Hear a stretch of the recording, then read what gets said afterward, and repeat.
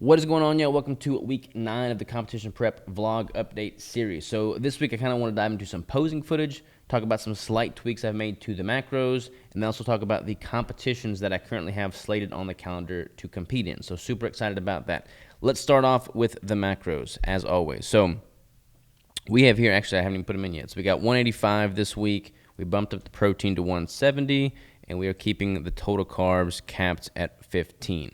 So the macros for this week have been as such: 185, 170, 15, for a grand total of a whopping 2,405 calories. So below the 2,500 calorie mark, and still feel great, still feel energized, training's going solid, not having any dip in performance, but I can tell that I'm not brimming with excess energy coming in for sure. So there is that, but again, it hasn't negatively impacted my performance or day-to-day actions whatsoever. So those are my macros for the day: dropping the fat, increasing the protein, 2,405 calories. What that looks like from a food standpoint, pretty much the same thing we've been doing. I dropped the butter down to 1 tablespoon total, and I've been kind of playing around with this kimchi, sauerkraut, pickle, fermented jalapeno thing. Like, I've been playing around with that. I can't really notice the benefit. I'm thinking about just taking them out completely because, again, I don't really notice the benefit. So there is that. That's pretty much the only changes I've done with the macros. So bumped down or dropped the fat by removing a tablespoon of butter there. And that pretty much puts me at that caloric goal. I'm 184 on the fat, whereas the goal is 185. I'm 168 on the protein, whereas the goal is 170. So well within that 5 gram of goal window that I try to abide by for myself and my clientele. Now, when it comes to the competitions, let's look at this. So we are currently in week 9, and then each of these color-coded blocks is a week. So 1, 2, 3, 4, 5, 6, 7, 8, 9, 10, 11, 12, 13. My first competition is technically 13 weeks out, 12 weeks from the start of peak week. So that first competition is going to be on September 2nd, and that's going to be an OCB show in Utah. So this is much earlier than the other competitions I plan on doing, but I'm just going to rock and roll with it anyways. It'll be kind of like a good warm-up starter show for me. I'm not typically focusing on the OCB Federation. I'm trying to focus more so on the WNBF Federation, but the OCB show worked out well from a timing standpoint, so I'm going to be doing the OCB show in Utah. Interestingly enough, the week prior, on Saturday the 26th, I'm going to be in Omaha, Nebraska, marching 50 miles to raise money for veterans. I've done that 2 years in a row now. Last year we raised over, I think, $200,000 for veterans, so super proud to be a part of that, but it wrecks my feet tremendously. The first time I did it, I was literally on crutches for a week. The second time I did it last year, I was pretty immobile for a day or so. So I'm hopeful that I will be conditioned enough. My feet will be conditioned. It's not so much an energy depletion as it is just like my feet not being conditioned to that pounding, because we're literally starting in the afternoon and then we are walking through the night from Lincoln to Omaha, Nebraska. So it winds up being about 50 miles, all to raise money for and awareness for veterans. So I'm hopeful that my body will handle that quite well. I won't be holding unnecessary fluid in my legs and ankles. So a lot of the preparation for that march is going to double as my cardio in this prep, and I will be putting in a lot of miles simply marching in the weeks leading up to that 50-mile march. But like I said, my first competition will be there in Utah, and it's going to be that OCB show on September 2nd. My next competition is going to, these color-coded bars, by the way, these spreadsheet columns, or rows rather, the orange represents a refeed, and then Saturday is typically the show day, so that blue represents the show day. So my next show, my second show, is going to be September 23rd. That is going to be the WNBF New York Muscle Mania. So that's going to be my first show within the INBF Federation. So maybe I'll go pro in that federation with that show. We'll see. My pro card I currently have is with a different federation than WNBF. WNBF is the one that I'm trying to focus on. So that'll be my first show within that federation with this competitive season. My third competition will be the Washington State Natural Pro-Am. That's at Puget Sound Pro-Am, and that is the one that I've got some unfinished business with. I've won my class and come second in the overall, and I've come second in my class in that show for the 2 years that I've competed in that show, and I'm trying to get the competitor that beat me last time to compete again this year, so I hope to be up against him this year so that I can make right by that time where he beat me and I'll beat him. So I've got some unfinished business with that show. My good friend Aaron Orton is now the promoter of that show, so I'm super excited to be a part of that. We are also sponsoring that show. Keto Brick will have a booth there. That's not going to affect the judging whatsoever, so don't feel like there's any conflicts of interest there.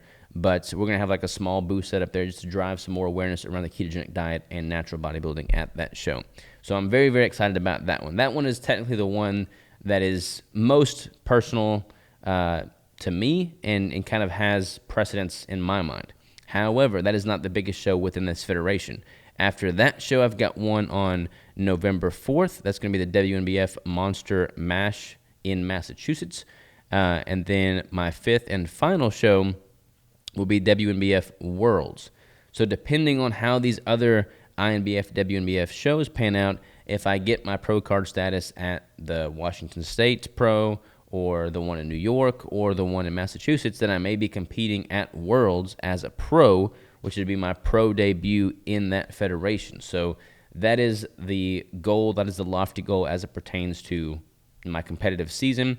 So 5 competitions in one season, that's more than I've ever done before. So that's a pretty big looming task in front of me, but I feel pretty good about it. And again, my goal with this is to be the leanest man alive, the leanest man on planet Earth, full stop, no questions asked. So if I am the leanest man alive, as I plan to be by this point, then simply stepping on stage and kicking some butt shouldn't be too big of an issue. So that is the plan with regards to the competitive season. Then after that show in November, I mean, literally the next week is Thanksgiving. I'm going to be very strict with my reverse diet. I'm not going to go off the rails at Thanksgiving, so no worries there. And I'll pretty much transition right into a reverse diet, and I'll walk you through all of that as well. So that's what we're looking like as far as the competitive season goes. I also got pictures and measurements this week. So with the measurements, we are at, let's see here, neck 14 3/4, shoulders 47 inches, chest 41 1/4, biceps unflexed 15, flexed 16, hips 38 1/4, thighs 24, calves 15 1/2.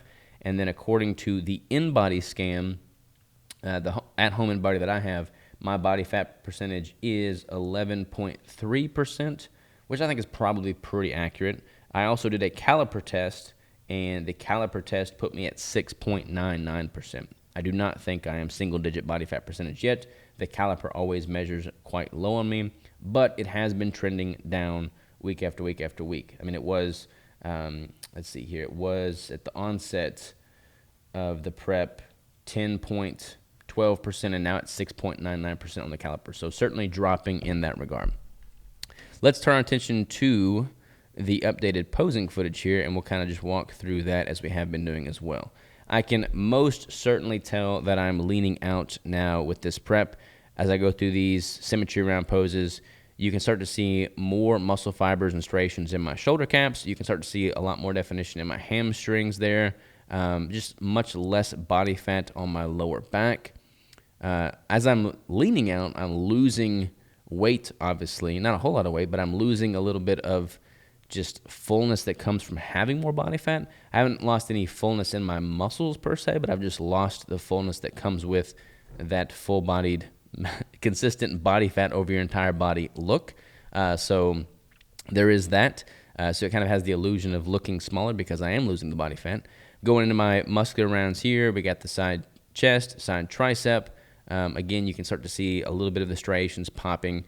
And these photos and videos are great, but they don't honestly do it justice what I can see in the mirror. Like this posing footage, I'm keeping it consistent, so that's good, but it doesn't really showcase the vascularity like I can see in the mirror. You can start to see it coming through a little bit there in the mid-back when I'm doing the back poses. And I'm going into a back double bicep here. And you can definitely see that I've lost a lot of the back fat that I had, but it's hard to pick up the vascularity thus far in the actual footage. But I'm feeling really good about how things look. I'm starting to see more striations in my chest fibers as well. So that's always a plus. And then my abdominal section is definitely just getting leaner because, as is true with most competitors, especially guys, the lower back, butt, and lower abdominals is always the last place to lean out. That's why having shredded glutes on stage is always a plus as a natural competitor, or as any competitor really. But I'm starting to see that area get leaner and leaner as well. So I feel like it'll only be, so much time before I start to see some striations popping in the glutes, which is kind of like the pinnacle when it comes to natural bodybuilding. But again, I'm trying to be the leanest man alive. So rather than just having striations in my glutes, I want to have freaking veins in my glutes. So that is the goal with that. And that, ladies and gents, pretty much caps off the Week 9 recap vlog. So thank y'all for tuning in, and I will see you next go round for Week 10.